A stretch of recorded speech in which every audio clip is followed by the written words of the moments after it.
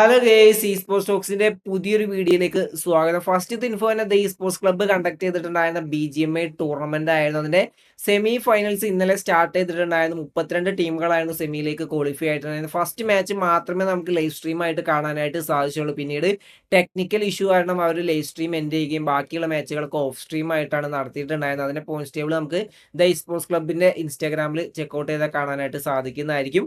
അടുത്തൊരു ഇൻഫോ എന്ന് പറയുന്നത് നമ്മളെ കാശ്മീർ റിലേറ്റ് ചെയ്തിട്ടാണ്. നിങ്ങൾക്കറിയാം SA12 സ്കൗട്ട് ഇറങ്ങിയിട്ട് TX ആൻഡ് റവനന്റ് കൊളാബ് വരുന്നുണ്ട്. അപ്പോൾ കാശ്വി SA2 വിടുവോ, സ്കൗട്ടിന്റെ കൂടെ പോവോ എന്നായിരുന്നു ഒരുപാട് ചോദ്യങ്ങൾ ഉണ്ടായിരുന്നത്. ഇന്നലെ കാശ്വി ലൈവിലും വന്നിട്ടുണ്ടായിരുന്നു. ഒരുപാട് ഇമോഷണൽ ആയിട്ട് കുറെ കാര്യങ്ങൾ അതിൽ പറഞ്ഞിട്ടുണ്ടായിരുന്നു. അതിന് സ്കൗട്ടുമായിട്ടുള്ള റിലേഷൻഷിപ്പും അതേപോലെ SA12 ആ ഒരു റിലേഷൻഷിപ്പും കാര്യങ്ങളൊക്കെ പറഞ്ഞിട്ടുണ്ടായിരുന്നു. അതിന് ഫൈനൽ ഡിസിഷൻ എന്ന് പറയുന്നത് SA12 നിന്നും ലീവ് ചെയ്യാതെ SA12 നിൽക്കാൻ തന്നെയാണ് കാശ്വി തീരുമാനിച്ചിട്ടുള്ളത്. നിങ്ങൾക്കറിയാം സ്കൗട്ടിന്റെ എന്ന് പറയുന്ന ഒരു സ്പോർട്സ് ഷിഫ്റ്റ് ആണ്, ഫുള്ളി സ്പോർട്സ് കോൺസെൻട്രേറ്റ് ചെയ്തിട്ടുള്ള ആ ഒരു ഷിഫ്റ്റ് ആണ് വന്നിട്ടുള്ളത്. കാശ്വിയാണ് ഒരു കണ്ടന്റ് ക്രിയേറ്റർ ആണ്. അപ്പോൾ SA12 നിൽക്കുന്നതാണ് ബെറ്റർ. ആൻഡ് ടീം എക്സ്പാർക്കിനെ സപ്പോർട്ട് ചെയ്യാൻ വേണ്ടിയിട്ട് ആ ഒരു ലാൻ ഇവന്റിലും കാര്യങ്ങളൊക്കെ കാശ്വി വരുമെന്നും ആ ഒരു രീതിയിലുള്ള സപ്പോർട്ട് എക്സ്പാർക്കിന് ഉണ്ടാവുമെന്നും കാശ്വി പറഞ്ഞിട്ടുണ്ട്. നിങ്ങൾക്കറിയാം നമ്മുടെ കൊച്ചിയിൽ നടന്ന ആ ഒരു BMPSലും ടീം എക്സ്പാർക്കിനെ സപ്പോർട്ട് ചെയ്യാൻ വേണ്ടിയിട്ട് കാശ്വി എത്തിയിട്ടുണ്ടായിരുന്നു. ആൻഡ് ഇനി ഫ്യൂച്ചറിൽ എന്തായിരിക്കും ഇതിന്റെ കൂടുതൽ അപ്ഡേറ്റുകളും കാര്യങ്ങളൊക്കെ നമുക്ക് വരുന്ന ദിവസങ്ങൾ അറിയാനായിട്ട് സാധിക്കുന്നതായിരിക്കും.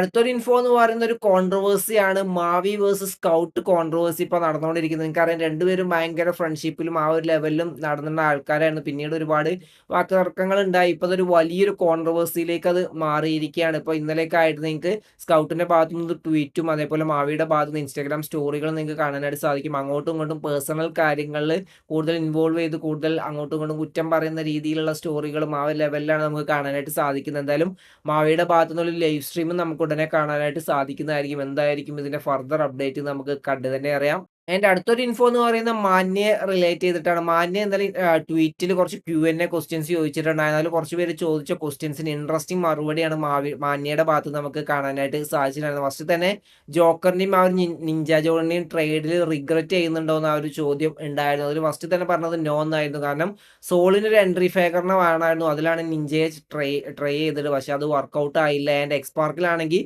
ഒരു സപ്പോർട്ട് പ്ലെയർ ആയിരുന്നു ആവശ്യമുണ്ടായിരുന്നത്. Joker one of the best support player ആയിരുന്നു. അത് നല്ല രീതിയിൽ എക്സ്പാർക്കിന് വർക്കൗട്ടും ചെയ്തു എന്നാണ് നമ്മളെ മാന്യയുടെ ഭാഗത്തു നിന്നുള്ള ഒരു മറുപടി ഉണ്ടായത്. അതിന്റെ അടുത്തൊരു ചോദ്യം ചോദിച്ചിട്ടുണ്ടായിരുന്ന പുതിയ പ്ലെയറിനെ കുറിച്ചായിരുന്നു. അതിൽ ഫ്രണ്ട് ലൈൻ അസോൾട്ടർ ആയിട്ടാണോ സപ്പോർട്ട് പ്ലെയർ ആയിട്ടാണോ പ്ലെയർ കളിക്കാൻ പോകുന്നതെന്ന് ചോദിച്ചപ്പോൾ ഫ്രണ്ട് ലൈൻ അസോൾട്ടർ ആയിട്ട് തന്നെയാണ് പുതിയ പ്ലെയർ കളിക്കാൻ പോകുന്നത്. അതുപോലെ തന്നെ ചെറിയൊരു ലോങ് ടേം ടെമ്പററി റീപ്ലേസ്മെന്റ് ആണെന്ന് ചോദിച്ചപ്പോൾ അല്ല, ഫുള്ളി ലോങ് ടേമിലേക്കുള്ള ആ ഒരു പ്ലെയറിനെയാണ് എടുത്തിട്ടുള്ളത്. അങ്ങനെ നോക്കുകയാണെങ്കിൽ ഇനി പെട്ടെന്നൊന്നും ടീം സോളിൽ നമുക്ക് ചേഞ്ചുകൾ കാണാനായിട്ട് സാധിക്കില്ല. ഈ ഒരു 5 പേരെ വെച്ചിട്ടായിരിക്കും അവർ ഫുള്ളി ഇനി കോൺസെൻട്രേറ്റ് ചെയ്യാൻ പോകുന്നത്. എന്തായാലും നമുക്ക് നോക്കാം സോളിന്റെ ഒരു അടിപൊളി കംബാക്ക് വരുന്ന ഇവന്റുകൾ ഉണ്ടാവുകയല്ലേ എന്നുള്ളത്.